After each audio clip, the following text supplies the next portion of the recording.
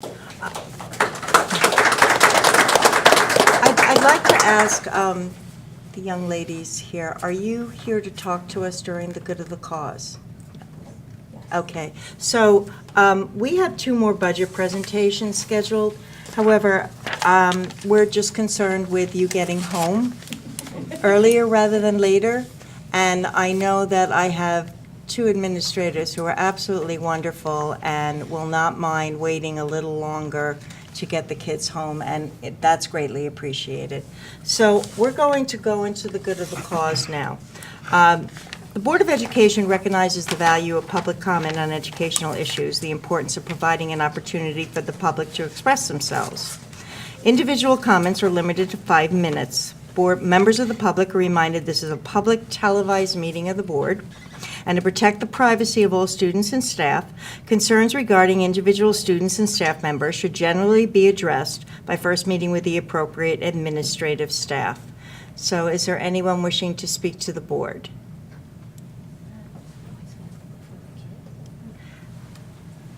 And if you wouldn't mind just stating your name and address for the minutes?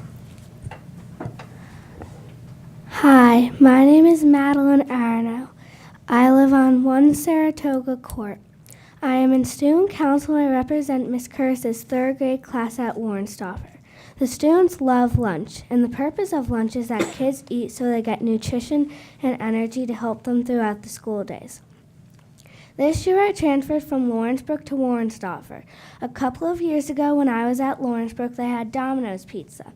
Last year they had frozen pizza too, but they actually cooked it so it was tasty and warm. At Warrenstoffer they have frozen pizza, but Warrenstoffer they use microwaves, and sometimes the pizza has ice crystals on it. I have experienced Hammarskjöld's food too, because I've been there several times for my sister's events. At Hammarskjöld they have pretty awesome food. For example, they have fresh hot pretzels, salad, and pizza. I have had the pizza at Hammarskjöld and it is warm and cheesy. At Warrenstoffer, I have some classmates that think the pizza is terrible. For example, Maxine found ice crystals, Aiden said it was terrible, and Mr. Winston heard that. Ava said it was gross, and Taja said, ew, ew. I want to thank Mr. Winston for meeting with me and coming to my school to try the pizza. And while he thought the pizza was good, I just want to point out that my great-grandmother made homemade Italian pizza, so I know good pizza. I have a 2-part solution. First, there could be a new kind of pizza that tastes better so my classmates don't keep throwing it away. And second, the pizza should be cooked completely. So I would like to thank you for your time and attention and ask that you consider changing the pizza and how it's cooked. Thank you.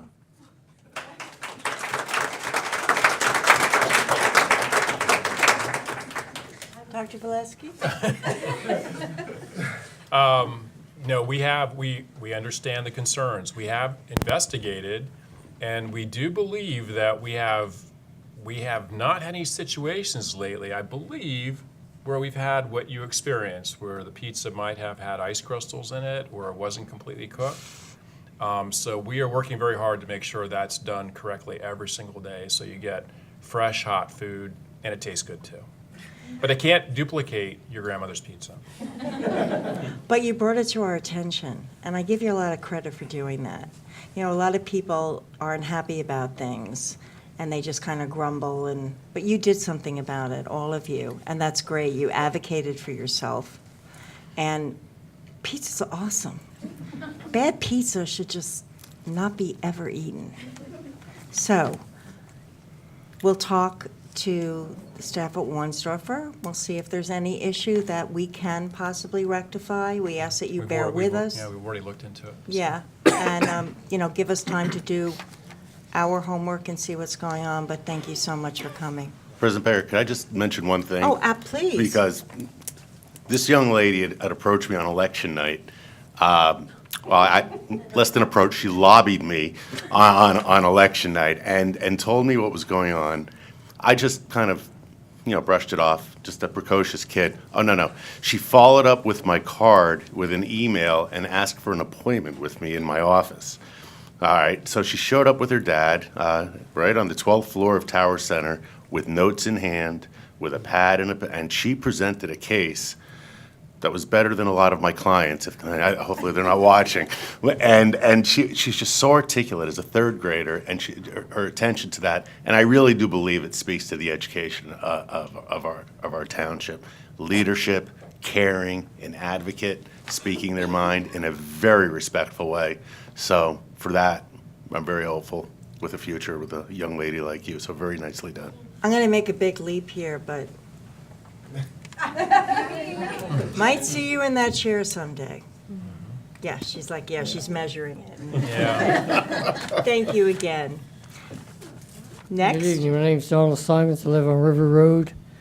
I've got a couple issues here. I want to, first of all, Dr. Lesky, I want to thank your secretaries in the office for taking care of our transportation issue with my granddaughters and that. You had a contractor that wasn't using the amber lights for 200 feet. I've made 8 different phone calls and had to threaten a lawsuit before they got rid of that bus driver. But it was the second phone call to your office that took care of that. My other issue is Val Monroe. They make the kids on the school buses walk from the front of the school to the back of the school, maybe 25 kids total. You got Chittick School, you've got 5 or 6 full-size school buses, which are probably 100 kids, going to the front door. I'm told it's a security issue at Val Monroe. Why isn't it a security issue at Chittick? All right. If I may, you want me Mr. to Vigor, address you that and I for you? had a conversation 2 years ago in your office with Paul, and you're supposed to look into it, and I've heard nothing about it. I talked to Mr. Lieberman. Mr. Lieberman, I said, you know, if it's inclement weather, could the kids get off the front and go in the front door? He's not going to change it. He's going to make them walk around the back. I got a granddaughter in kindergarten, one in 3rd grade, and one in 5th grade. All right? The other thing is, the high school, is that a communist or socialist-run school? I had a granddaughter that got suspended for being disrespectful. Her sister got into a fight with another girl. They tried breaking it up. And this other girl that started the fight sat there and said that my other granddaughter kicked her. When my granddaughter was out of suspension, they didn't even call her and ask her. They gave her an extra day's suspension without even questioning her what happened. So if I may, just, Mr. Simons, I would be happy to talk to you about that. You know, I both of talked those to you issues. about it, and, you know, I don't have any faith in the talk anymore yet. All I got to say is, that same day that my one granddaughter got into a fight, she got suspended for it. Okay, I agree with it. At the end of the school day, 2 girls tried jumping her. If it was for Mrs. Hannes, they might have turned around and done serious damage to her. I want those girls expelled from school. Mr. Simons, if you wouldn't mind, we could make an appointment, but I really don't want to talk about student issues. I'm done making appointments. We had a discussion about parents parking in fire zones, not during the school day, when there's plenty of parking spots at the high school and they're still doing it and nothing's being done. That was over 6 months ago. And they're still parking there. I had to go to Well, my back-to-school meeting last Wednesday for my granddaughter, and had a parent pull up, was in the fire zone. There was 20 parking spots out there, and she was parked in the fire zone. And that's against the law. I got a ticket for dropping my grandson off at Chittick School 2 years ago for not even a minute stopping in that, and it cost me $51. I'm tired of it. You just don't want to do nothing? I'll have the cops over there, and I'll have tickets issued. Thank you.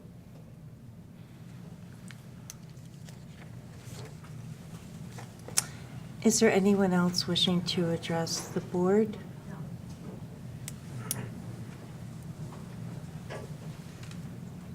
Please step up to the mic and state your name and address for the record. Hi, my name is Dasha. I live on 23 Dutch Road. My name is Kaya Sheth, and I live on 16 McGinnis Street.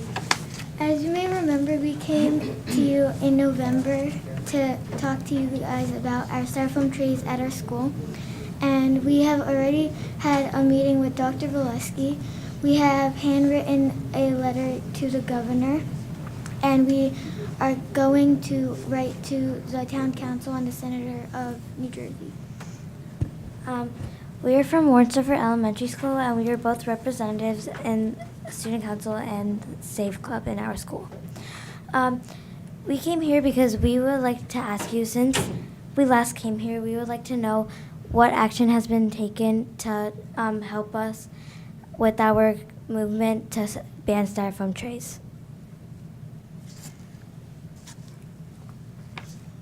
Want me to respond? Oh, yeah.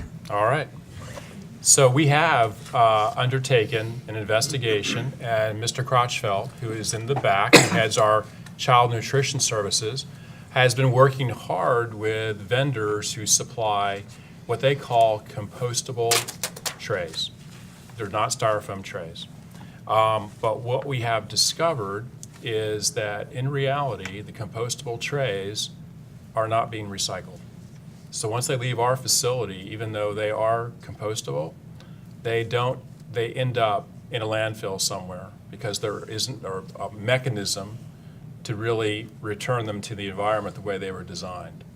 And so while we could do that, we could actually buy those trays, we discovered they're going to end up in the same landfill as a styrofoam tray. So this is something we brought to the board for discussion.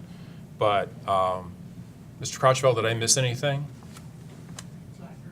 So, but we have identified a product, but right now the issue is about what happens to it after we take it from our place and what happens to it. And what we've discovered right now is it will end up in the same spot that our current trash is going to.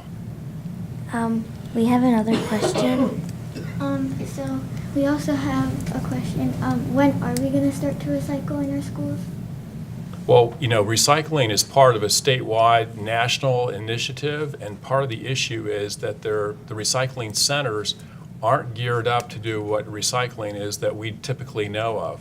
So we've looked at some other options, but right now we don't have anything that would really be feasible to accommodate the excess waste that we have. That's where we are right now. We don't have a clear answer because there are a lot of pieces beyond what happens at East Brunswick. And we just don't, we are talking to people, but we don't have a clear objective. And I appreciate the advocacy of you and your classmates. You ladies are terrific. And I wish I had a better answer for you. I wish I could say that we had a recycling center we could send it to and we could reduce our carbon footprint. But I'm not going to tell you a story that's not true. And right now we know that if we were to change the trays, we would not be reducing our carbon footprint. We would be placing those trays in the same landfill where the polystyrene trays are going right now. So we still have some work to do. Thank you. Thank you, both of you, again, also for being advocates for yourself and for something that you're passionate about, and for coming very respectfully and asking for answers and an update to what we are doing. And I appreciate you holding us accountable. And I think we can look forward to continued updates on this issue. Just to stand by what this. Sir, excuse me, you have to up to the microphone and state your name and address. Hi, my name is Ankit Patel. I am father of Dasha Patel and live on 23 Dutch Should be Road. very proud. Just to the point what you mentioned, compositable tray. I think there are biodegradable trays as well, which it naturally decomposes itself within 3 weeks. So that is an option just to look at. So one of the things that we did discover, just so the public knows, when the material goes into the landfill and gets encapsulated, it slows down the biodegradable process. So that's another issue that we have to address and figure out what other options might be available to us. But we do know that recycling, in fact, I don't know if a lot of people know, but a lot of recycling is sent overseas to China. They're refusing it. They actually have refused it. And so, but the recycling centers here in the United States aren't geared up to handle the recycling that we have. So if there are food products on the material, the recycling centers will reject it. So that's another issue that we have to resolve too, because it has to be clean, recyclable material.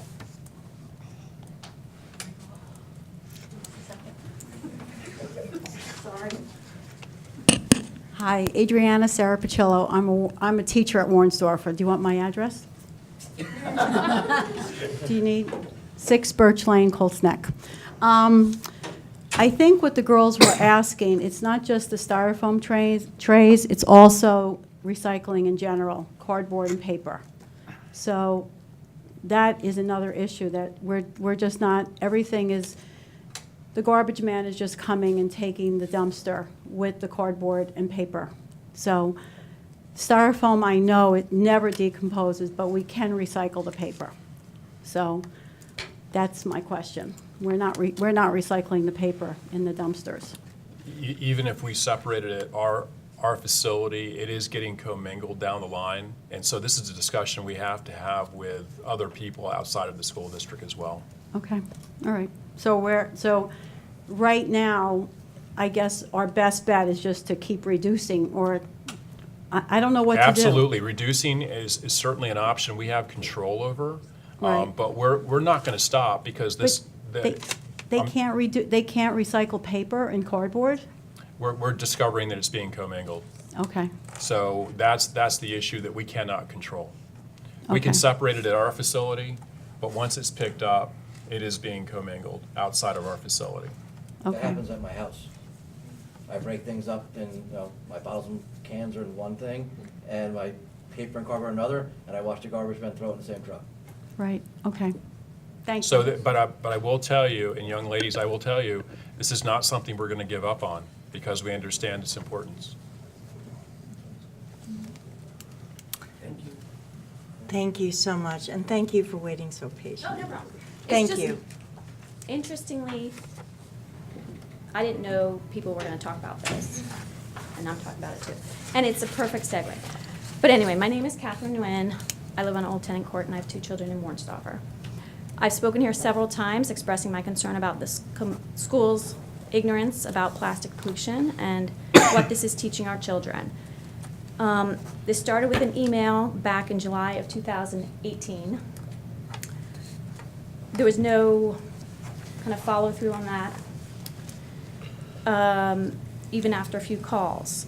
Then a few months later, I spoke here about that, and that was October 11th, 2018.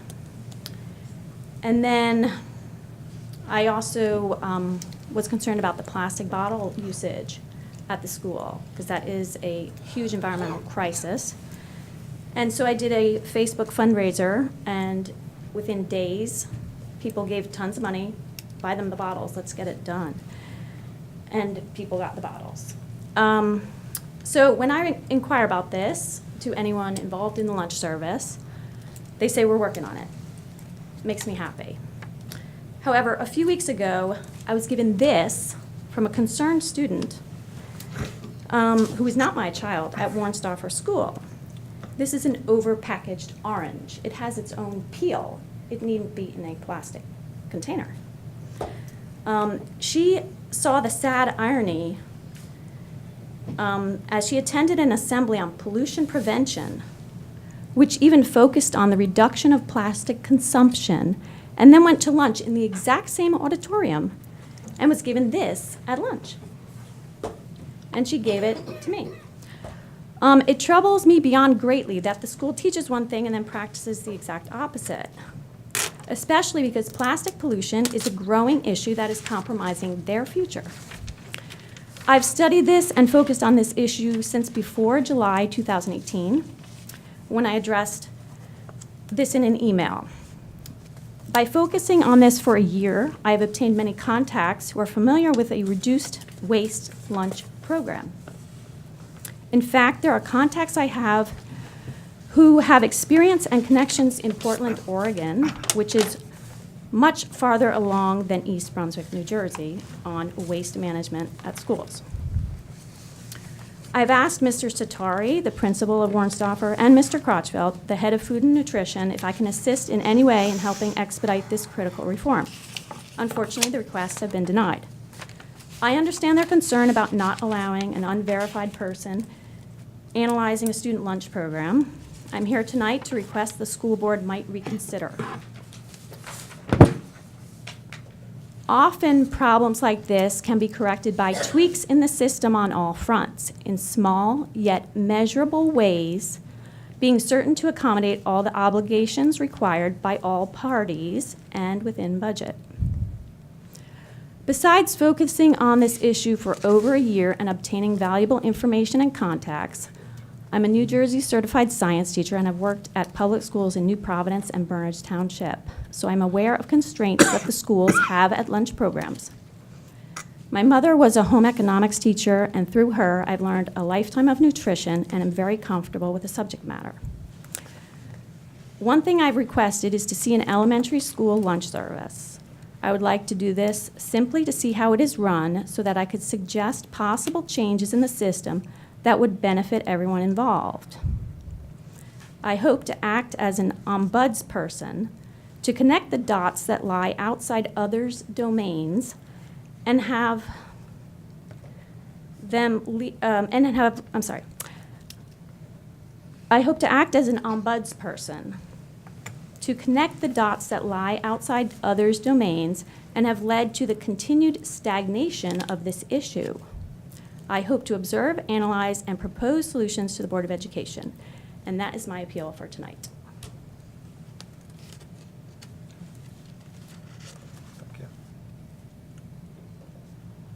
She's asking the board for something that administratively we haven't given.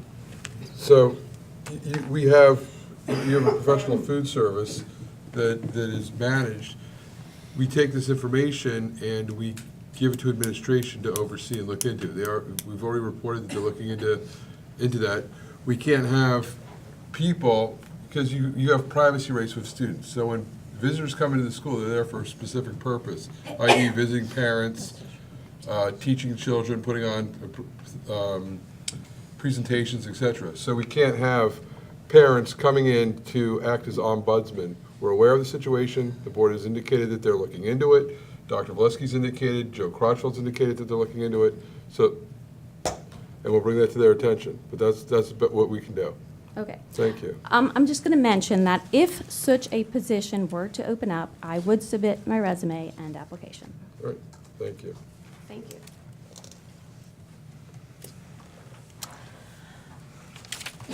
I think that we have a lot of things to think about and consider as a group. I think that we need more information, more options, more education. And I think that as a group, we need to really embrace this issue.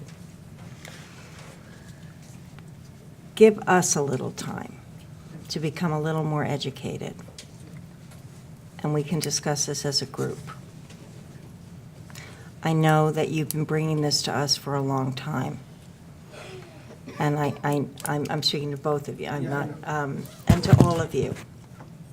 Sometimes it seems like we move so slowly, but we're also bound by a lot of rules and policies and regulations. We have to depend on outside people to help us accomplish some of our objectives. But that doesn't mean that we don't want the suggestions. We may not be able to put you feet on the ground, so to speak, but that doesn't mean we're not going to listen to your suggestions.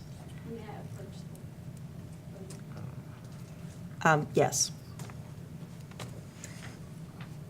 So I was talking to the principal of Warnstoffer. One of the largest parent complaints is that the children do not have enough time to eat lunch. Okay? Because going in line to buy lunch eats up part of the 5 minutes or 6 minutes, and then it's hard for them to carry their tray, find the spot, and so a lot of children don't buy lunch because of that.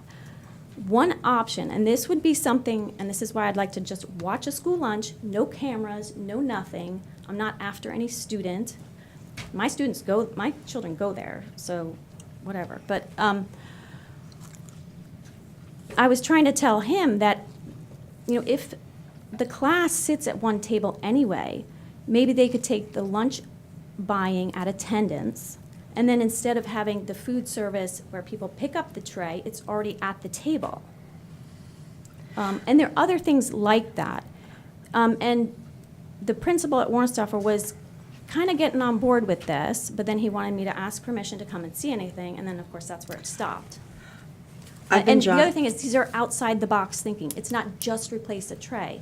It's like maybe switch something around where you change the type of food that's served, where it's more finger food than food that needs to be in a tray, other things like that. And again, I have contacts who practice this in Portland, Oregon, and was very excited to show me a video and show me how this is done, and it's actually done there. She still has contacts there who do it. I know, and I worked in the sustainability industry for about 5 years, and it's full of people who are passionate about it. And so I've been jotting down a whole bunch of things while you were talking, and I'd like to flesh out some of these ideas and present it to the board, if you would just give me that time to do it. Absolutely. But I promise you, we are not pushing this, sweeping this under the rug. No, I know, and that's not No, that's but not what I believe again, no, either. I know, But and I I'm trying know- to expedite it I and kind know. of connecting dots that people can't connect because of other limitations. And you could be a That's kind of valuable resource for us. where I'm trying to help So I know you're trying to help, and I know that you're doing what you feel is best, not just for the students and the community, but for our world, which is in great trouble. Yeah. The orange, yeah. So, we need to address this, okay? We need to think about it, we need to come up with plans, we need to get some input from everybody. And I have those contacts, should you like to talk to them. Thank you. Thank you so much. Okay. Anybody else wishing to address the board? Hello, how are you? I'm Lisa Knoppenberger. I live at 33 Mansfield in East Brunswick. I'm also from Warrensdorf. I'm not speaking about food, though. I have a little bit. So sitting here, I just wanted to thank Dr. Valesky for coming in to read to my kindergarten class. They loved it. He gave them magnets the next day. They came in and they all told me where they hung their magnets at home. They were thrilled about it. And actually, they had a library the next day, and they all looked for books by the authors that he read to us. So I wanted to say thank you, because I just feel like it needs to be said at this moment. So I just wanted to say that for you. Thank you, Liz. But I support our children. I'm very proud of them. I know that they have, it's something that's ongoing, but I also wanted to just thank you for that moment earlier this week. So it's really a team effort. It's the students, the staff, our administration, but also our parents. And that's why this district works. So, okay, anybody else wishing to address the board? Welcome. We're still going, honey. Okay,